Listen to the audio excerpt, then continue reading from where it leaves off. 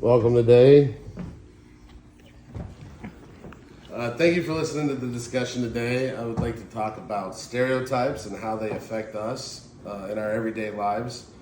Stereotypes are out there everywhere, from horrible racial ones to just how we think certain people will react. And what I'd like to talk today is how it affects me as a Christian and talking to people. There's been many times in my life where people have made judgments where they have thought that I was going to hate what they're doing, so they don't want to talk to me. They don't want to listen to what I have to say, so I don't get to be part of social discussions because they feel like I already have preconceived thoughts about the issues. Lots of times I'll get, why do you have tattoos? Isn't that against your religion? Or are you not allowed to party? Or don't you hate people that drink? And many things like that.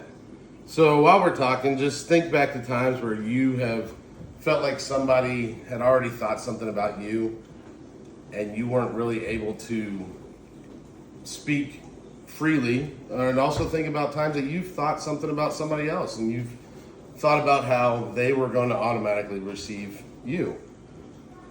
People find it hard to talk about politics with me because they automatically feel like they know where I stand. People think that, oh, he's a Christian, so he's automatically going to be far right-wing, gun-toting nut. And as it turns out, there's actually many different ways that Christians feel. In a survey by the Pew Research Center, it was found from their samples that black people actually made up 75% of the Christians in America. And 77% were Latino and only 34% were white. And this shows that not all of them are just, far right-wing white guys that want to hate every other culture. Many people believe that Christians hate science and therefore are dumber because they don't believe in evolution or things of that nature. Also, in these polls, they figured out that 22.1% of scientists actually polled as Catholic or Christian. 42.7% altogether were some sort of Christian affiliation, such as Mormons, Baptists, non-denominational, things of that nature. And the above stated 22.1%, of course. Only 37% were not of some sort of religious affiliation. This shows that Christians can have conversations with people that think evolution is real, or people that think global warming is one way or another. Christians can be involved in real topics with people.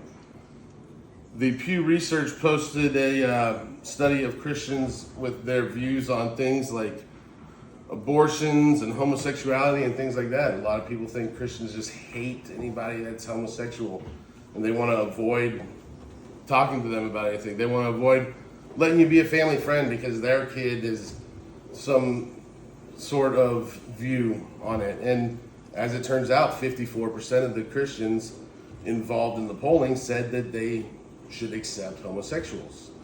33% said it should be discouraged, and the others were uncertain. This shows that we can have discussions with people. Also think to many times there's stereotypes out there for non-Christians, for atheists. One of our closest friends is an atheist, and their family is extremely morally sound. Our children stay the night. They call them aunts and uncles. But many times Christians feel like they're evil people that worship Satan and hate God, and that's just not the case. The big thing that I'm trying to say here is that Jesus wanted us to love everybody and not have these predetermined ideas about people, to learn people. And so my challenge for you today is to go out and just talk, listen to people, Learn what they have to say. Don't already decide what they have to say. Let their conversations with you teach you who they are, and let your conversations teach them who you are. Thank you. You guys have a great day.